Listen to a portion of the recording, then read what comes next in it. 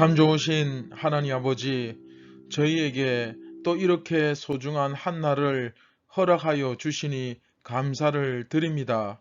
저희가 얻은 이 하루가 죄인들은 어리석고 우둔하여 잘 모르지만 우리에게 허락하신 이 하루가 얼마나 소중하며 의미 있는 하루인지 우리가 깨닫고 오늘도 경건의 능력으로, 말씀의 능력으로 성령의 충만함을 유지하며 최선을 다해 살아갈 수 있도록 도와주시고, 또 지금은 육신이 고단하고 영적으로 침체되어서 또 삶의 여러 가지 질고로 마음이 무거워져 있는 그런 성도가 있다면 예수님께서 제자들에게 다시 생선을 구워주시고 그들에게 용기를 북돋아 주셨던 것처럼 영육간의 강건함을 허락하여 주시고 또 이 생명의 빵을 먹음으로 말미암아 새롭게 일어서고 도전하는 우리 거룩한 주님의 백성들, 예수님의 제자들 다 되게 하여 주시옵소서. 오늘 말씀을 들을 때에 성령께서 귀를 열어주시고 들을 게 있는 자는 들을 수 있도록 허락하여 주시옵소서. 예수님의 이름으로 기도드립니다. 아멘. 안녕하십니까, 선한제자교회 성도 여러분. 네, 벌써 또 9월 30일 주말 아침이, 금요일 아침이 밝아오고 있습니다. 네, 오늘은 37번째 이야기 두 번째 시간이죠. 바리새인들의 고발, 바리새인들의 고발이라는 제목으로 8장 3절부터 6절 앞부분까지 우리 함께 말씀을 보도록 하겠습니다.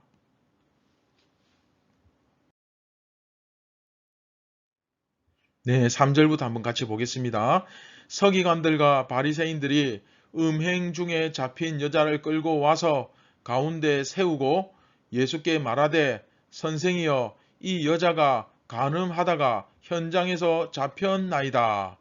모세는 율법에 이러한 여자를 돌로 치라 명하였거니와 선생은 어떻게 말하겠나이까? 그들이 이렇게 말하면 고발할 조건을 얻고자 하여 예수를 시험함이러라.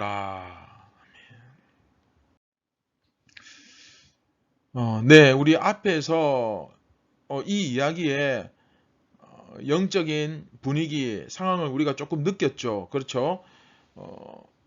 무리들이 아니라 백성들이었습니다. 예수님의 그 말씀을 고대하는 백성들, 그렇죠? 그 백성들이 간절한 마음으로 주님 앞에 나왔고, 그리고 또 예수님께서는 부지런히 그들에게 말씀을 가르치시는 이런 상황. 그러나 바리새인들에게 빛과 그들에게 빛을 던지고 생명의 강물을 흘려보내고 그 역할을 하기 위하여 그들에게 말씀을 주셨는데, 이런 중요한 시점에 바리새인들은 도대체 뭘 하고 있는지 이런 암담한 영적 현실을 잠시나마 살짝 보여주었습니다. 자, 그런 상황 속에서 예수님께서는 부지런히 말씀을 가르치시고, 그리고 이 서기관과 바리새인들이 음행 중에 잡힌 여자를 끌고 와서 가운데 세우고 고발하는 이야기가 나오죠. 네. 그런데 자, 오늘 본문에서 좀 상황이, 이런 정황이 좀 의심스럽습니다.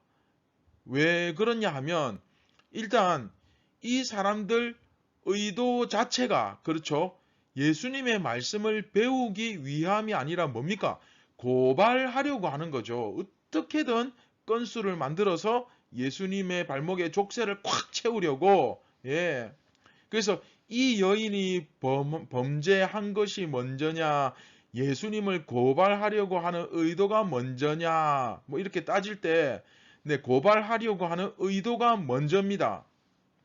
그러면 그 고발을 위해서 음행 중에 있는 여인이 우연히 잡혔다? 네, 이것은 말도 안 되는 얘기죠. 이건 어린아이들도 이거는 억지다, 이건 말도 안 되는 얘기다, 다 판단하고 생각할 줄 압니다. 굉장히 여러분 애매하지 않습니까?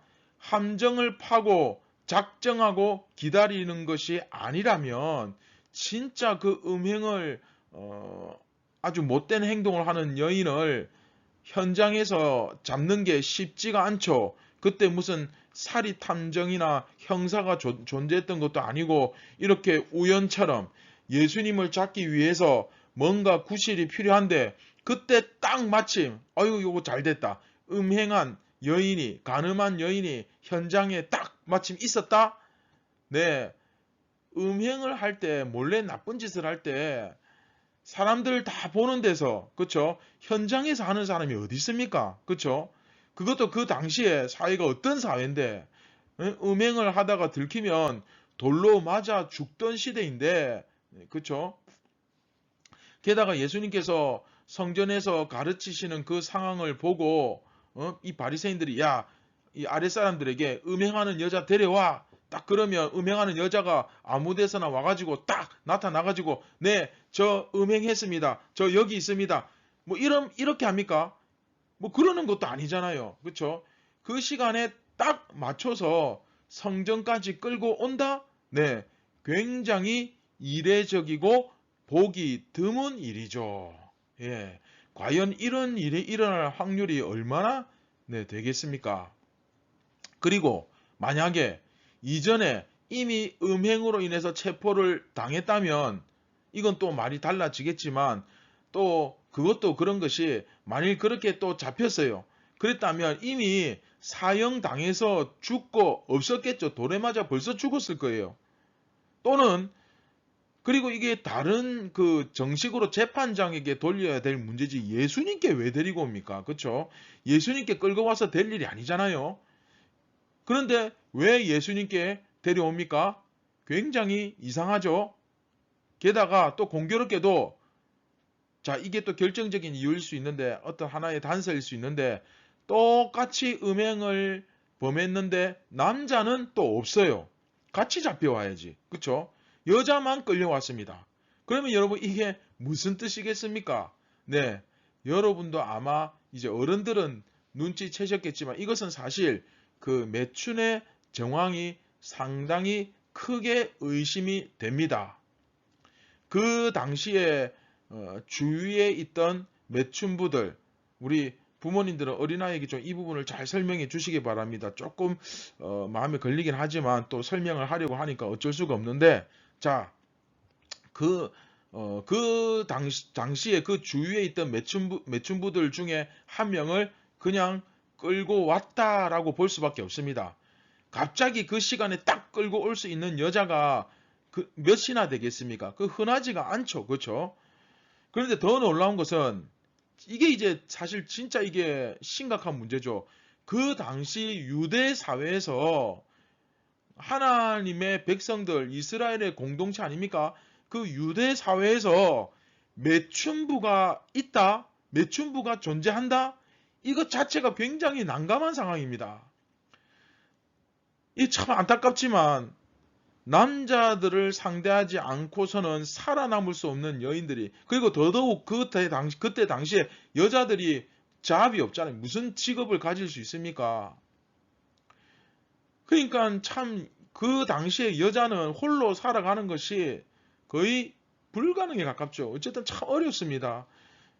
그래서 참 남자들을 상대하지 않고서는 살아남을 수 없는 이 여인들이 그 율법을 지키는 사회에서 참 존재할 수가 없죠. 이 말이 안 되는 거예요. 어떻게 유대 사회에서 하나님의 그 공동체 안에서 매춘부가 율법을 지키는 사회에서 존재할 수가 있습니까? 그러면 그런 여인들은 존재할 수 없으니까 다 죽여야 된다? 없애야 된다? 네, 그런 뜻이 아니죠. 이것도 정말 하나님의 말씀을 제대로 모르기 때문에 하는 판단이고 자 그런 상황에서 우리 어떻게 해야 됩니까? 그런 상황에 빠지게 될 수밖에 없는 그런 가난한 자가 우리 공동체 안에 없도록 해야 되는 거죠. 고아와 과부와 가난한 자, 병든 자, 연약한 자를 돌아보는 그런 자들이, 그런 사람들이, 그런 인간이 되어야 되잖아요. 그렇죠? 물론 본문에 딱 정확하게 그 정황이 명확하게 이렇게 드러나 있지를 않기 때문에 이것은 어디까지나 짐작입니다. 거의 확실하지만 그러나 짐작입니다. 하지만 정황상으로 봤을 때 이 여인이 이렇게 딱 시간 맞춰서 잡혀올 수 있으려면은 하나밖에 없잖아요. 그죠? 또 실제로 이 사람들이 누구 잡아와 라고 할 수 있는 그런 권세와 힘이 있는 그런 사람들이잖아요. 그러면 결국 몸을 팔아야만 살아갈 수 있는 그 최하층민에 속한 어떤 한 여인이었을 가능성이 네, 매우 높습니다. 자, 한번 생각해 보세요. 예수님을 공경에 빠뜨리기 위해서 한 여인의 그 인권 따위는, 그 한 여인의 생명 따위는 중요하지 않은 거예요. 이게 유대교의 현실이에요. 이게 바로 타락한 종교의 그 끝간데 없는 지극히 현실적인 모습을 오늘 우리는 말씀을 통해서 보고 있는 겁니다. 다시 말하면 오늘 본문을 통해서 그 당시에 영적으로 너무나도 처참했던 상황, 즉 하나님의 이름으로, 우리 주님의 이름으로, 그 하나님의 말씀으로 다른 사람을 모함하고 하나님의 말씀으로 다른 사람을 죽이고 하나님의 말씀으로 억울한 일에 빠지게 만들고 하는 그런 일들이 벌어지는, 이게 바로 당시의 유대교였던 것입니다. 아마 하나님께서 여러분들의 성격을 조금만 닮았다면 당장 하늘에서 불이 떨어져서 다 죽었을 거예요. 거기서 누가 살아남겠습니까? 이 세상에서 살아남을 사람이 누가 있겠습니까? 하나님 가만히 보고 계시겠습니까? 자, 이런 고도로 종교화된 사회에서는 종교를 이용해서 다른 사람을 억울한 일에 빠뜨리고 모함하고 뒤에서 유혹하고 심지어 죽이는 일이 흔하게 일어났거든요. 예. 이게 바로 예수님께서 고발하신 문제였고 예수님이 바꾸시기 위해서 오셨던 문제였고, 그리고 이후에 예수님을 따르는 우리 자신들 앞에 놓여져 있는 지극히 현실적인 문제이기도 한 것입니다. 여러분 이해되십니까? 자, 사랑하는 선한 제자교회 성도 여러분, 우리는 지금 종교의 그 껍데기만 남아있고, 다시 말하면 종교 생활만 하고 있고, 실제로 날마다 예수님과의 그 인격적인 교제, 깊은 기도의 자리, 그거 존재하지 않습니다. 그분의 가르침에 의해서 내가 날마다 예수님의 지도를 받고 훈련을 받고 양육받는 이런 경건과 신앙을 살아내는 일들이 실제로 존재하지 않는 그런 종교 사회에서 얼마나 인간이 잔인해지고 이기적이며 악해지는지 우리는 지금 말씀을 통해 배우고 있는 것입니다. 사랑하는 선한 제자기의 성도 여러분, 오늘 말씀을 통하여 우리가 처한 현실에 눈을 뜨시기를 바랍니다. 얼마나 우리 인간이 악하고 죄악이 가득한 존재인지, 얼마나 잔인한 존재인지를 깨닫기를 바랍니다. 그런 죄악이 가득하고 교만하고 오만한 우리가 얼마나 자기 합리화를 잘하고 자기 자신에게는 바다처럼 관대하고 다른 사람들에게는 함부로 막 율법의 잣대를 갖다 대고 뭐 꼭 율법이 아닐지라도 판단하고 정죄하고 손가락질 하기를 좋아하고 내 생각은 다 옳고 네 생각은 다 틀렸고.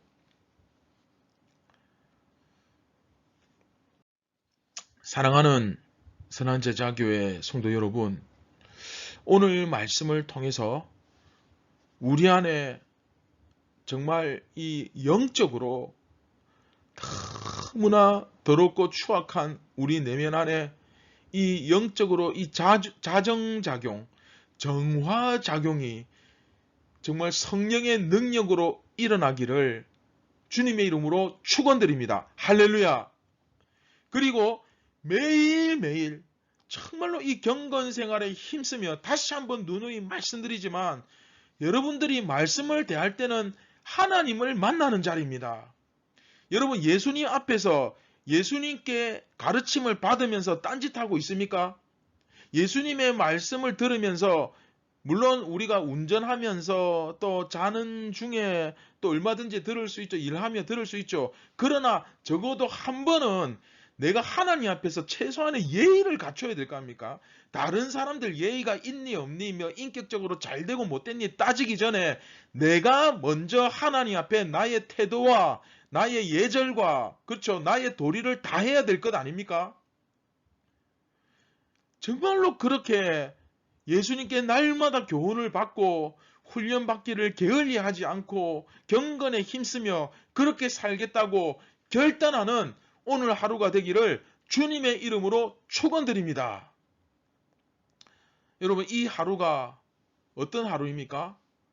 오늘도 심판의 이 맷돌이 돌아가고 있는데 빨리 깨닫고 돌이키도록 다시 한번 우리에게 기회를 주시는 하루입니다.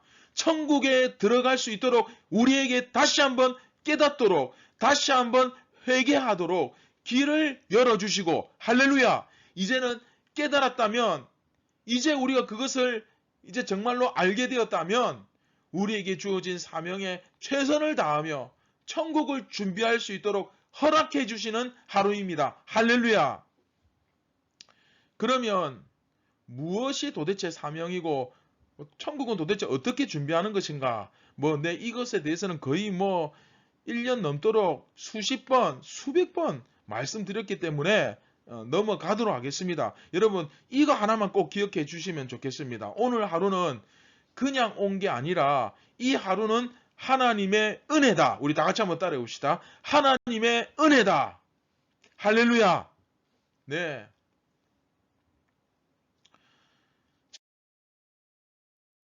그리고 우리가 얼마나 종교적으로 어리석고 타락할 수 있는 그런 위험하고 무능한 존재인지 겸손하게 정말 좀 제대로 잘 깨닫고 좀 정신을 번쩍 차리고 깨어서 자리를 박차고 좀 일어나서 우리가 있어야 할 자리로 그 천국행 열차 안에 있는 그 좌석의 자리로 돌아갈 수 있기를 주님의 이름으로 축원드립니다. 우리가 있어야 할 자리는 어떤 자리입니까? 그 천국행 좌석은 날마다 말씀을 배우고 깨닫는 자리, 그 천국행 좌석은 날마다 예수님께 훈련받고 순종하고 실천하는 자리, 그 천국행 좌석은 날마다 회개하며 주님의 눈으로, 그 주님의 눈으로 나 자신을 바라보고 깨닫는 자리, 그 자리로 오늘 이 시간 돌아가는 은혜가 있기를 주님의 이름으로 축원드립니다. 사랑하는 선한제자교회 성도 여러분, 말씀을 맺도록 하겠습니다. 오늘 우리가 도대체 어떤 하루를, 얼마나 이 귀한 하루를 살아가는지 모릅니다. 이 하루 제발 헛되게 보내지 마시고 이 하루에 걸맞는 여러분 예수님 그 제자의 품격이라고 하는 것이 있지 않습니까? 그 제자의 품격, 성도의 품격, 그 품격에 걸맞는 합당한 삶을 살아내므로 말미암아 우리 예수님께 영광 돌리는 그런 복된 하루가 되시기를 주님의 이름으로 축원드립니다. 다 함께 말씀을 기억하시면서 함께 기도하시겠습니다. 참 고마우신 하나님 아버지 감사를 드립니다. 오늘도 성령께서 우리를 깨닫게 하시지 않으면, 우리에게 은혜와 지혜를 주시지 않으면 우리는 또 다람쥐 쳇바퀴 돌듯 그 죄악의 족쇄에 깨어서 매여서 악한 사탄의 종로로 타면서 또 어리석게 살아갈 수밖에 없는 너무나도 연약한 존재인데 이렇게 그 예수님의 인도하심, 그 하나님의 은혜로 우리가 이렇게 죽는 것이 아니라 살아가고 있음을 고백드립니다.